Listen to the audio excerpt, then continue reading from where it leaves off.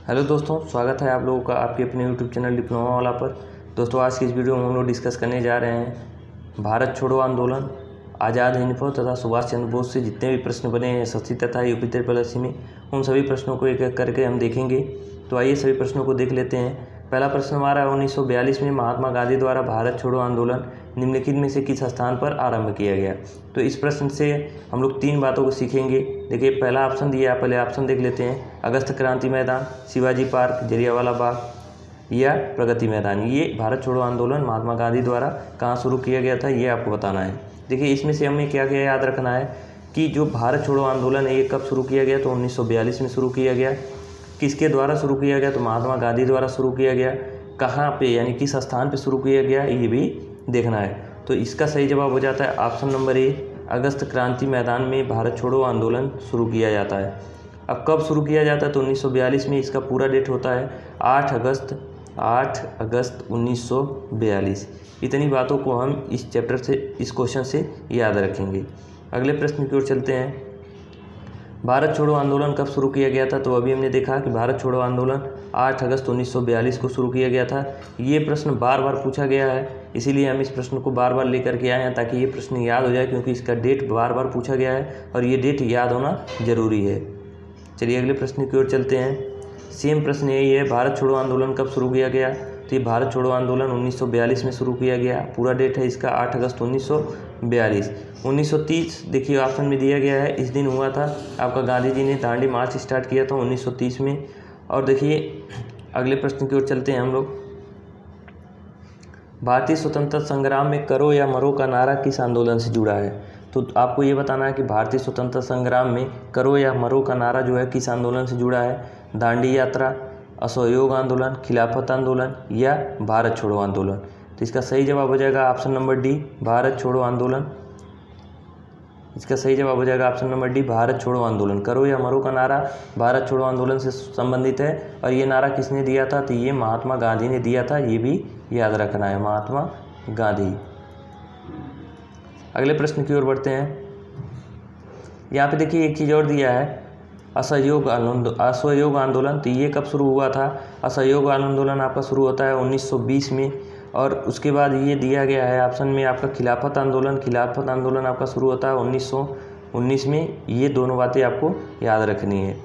अगले प्रश्न की ओर चलते हैं। महात्मा गांधी द्वारा भारत छोड़ो आंदोलन का प्रारंभ वर्ष किसमें किया गया था, तो मतलब किसमें किया गया था, तो वर्ष आपको बताना है कि भारत छोड़ो आंदोलन कब शुरू किया गया था। तो हमने बार बार देखा ये कि 1942 में, 8 अगस्त 1942 को भारत छोड़ो आंदोलन शुरू किया गया।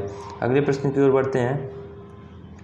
महात्मा गांधी ने अंग्रेजों से स्वतंत्रता लेने के लिए भारत छोड़ो आंदोलन किस वर्ष चलाया। सेम प्रश्न है 1942। इसका सही जवाब हो जाएगा। देखिए बार बार एसएससी जेईई इलेक्ट्रिकल में ये प्रश्न पूछा गया था।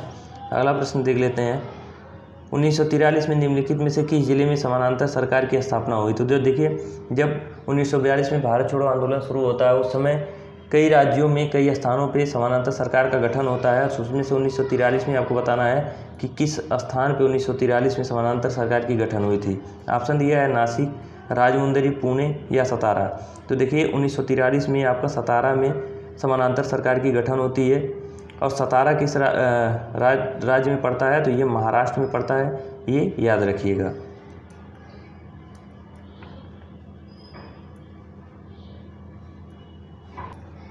अगले प्रश्न की ओर हम लोग चलते हैं।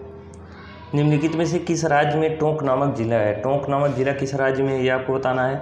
ऑप्शन है मध्य प्रदेश, राजस्थान, महाराष्ट्र या उड़ीसा। तो टोंक नामक जिला जो है ये राजस्थान में पड़ता है। वैसे ये प्रश्न पूछे जाने की संभावना थोड़ा कम है, क्योंकि इस तरह से प्रश्न बहुत कम ही बनते हैं। ये देखिए एसएससी जेईई इलेक्ट्रिकल में पूछा गया है प्रश्न है, इसलिए हम इसको लेकर के इस वीडियो में आए हैं। चलिए अगले प्रश्न की ओर बढ़ते हैं। देखिए अगला चैप्टर हमारे यहाँ से स्टार्ट हो जाता है आज़ाद हिंद फौज या सुभाष चंद्र बोस। यानी आज़ाद हिंद फौज और सुभाष चंद्र बोस से अब तक हमने देखा है जो भी प्रश्न थे वो भारत छोड़ो आंदोलन से। अब हमारे प्रश्न स्टार्ट हो रहे हैं आज़ाद हिंद फौज और सुभाष चंद्र बोस से। आइए इन चैप्टर से, इस टॉपिक से जितने भी प्रश्न बन सकते हैं उसको देख लेते हैं। तो पहला प्रश्न इस टॉपिक का हमारा है, फॉरवर्ड ब्लॉक के संस्थापक कौन थे, ये आपको बताना है कि फॉरवर्ड ब्लॉक कौन थे। अरविंद घोष, कप्तान मोहन सिंह, भगत सिंह या सुभाष चंद्र बोस। तो इसका सही जवाब हो जाएगा option number D, Subhash Chandra Bose. Forward block के संस्थापक कौन थे, सुभाष चंद्र बोस जी थे, ये याद रखना है। अगले प्रश्न की ओर बढ़ते हैं। सुभाष चंद्र बोस ने निम्नलिखित में से किस पार्टी की स्थापना की थी? आपको बताना है कि सुभाष चंद्र बोस ने किस पार्टी की स्थापना की थी। अभिनव भारत या आज़ाद हिंद सेना, रिवोल्यूशनरी आर्मी, फॉरवर्ड ब्लॉक। तो इसका सही जवाब हो जाएगा option number D, forward block. अभी हमने ऊपर देखा कि फॉरवर्ड ब्लॉक की स्थापना सुभाष चंद्र बोस ने की थी। अभिनव भारत की स्थापना किसने किया था? तो ये बी.डी. सावरकर ने किया था। याद रखिएगा, बी.डी. सावरकर,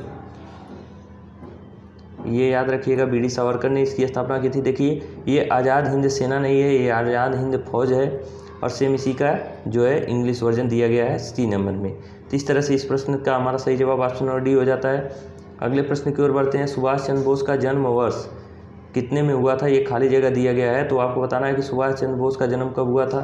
1797 या 1847 या 1897 या 1947। तो इसका सही जवाब हो जाएगा सुभाष चंद्र बोस का जन्म हुआ था आपका 1897 में। ऑप्शन नंबर सी सही हो जाएगा, याद रखिएगा।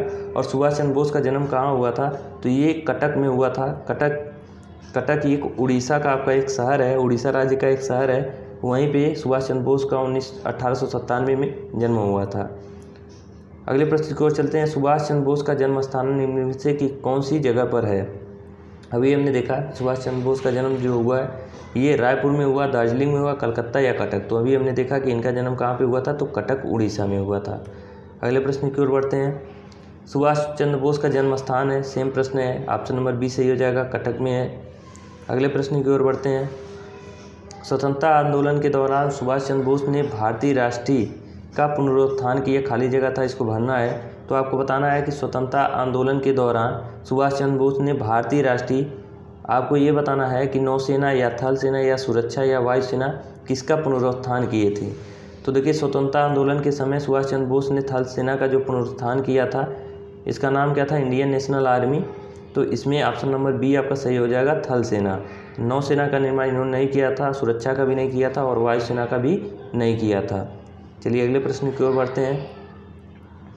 आज़ाद हिंद एक भारतीय अस्थायी सरकार थी जिसे काबिज किए गए, उसके बाद यहाँ पे खाली जगह दिया है, में वर्ष 1943 में स्थापित किया गया। ऑप्शन दिया है ऑस्ट्रेलिया, श्रीलंका, सिंगापुर या बांग्लादेश। तो आपको ये बताना है कि आज़ाद हिंद एक भारतीय अस्थायी सरकार थी जिसकी स्थापना कहाँ पे की गई थी 1943 में। ये भी सुभाष चंद्र बोस के द्वारा की गई थी, लेकिन ये कहाँ की गई थी ये आपको बताना है कि ऑस्ट्रेलिया में या श्रीलंका या सिंगापुर या बांग्लादेश। तो इसका सही जवाब हो जाएगा ऑप्शन नंबर सी, सिंगापुर में किया गया था। अगले प्रश्न की ओर बढ़ते हैं।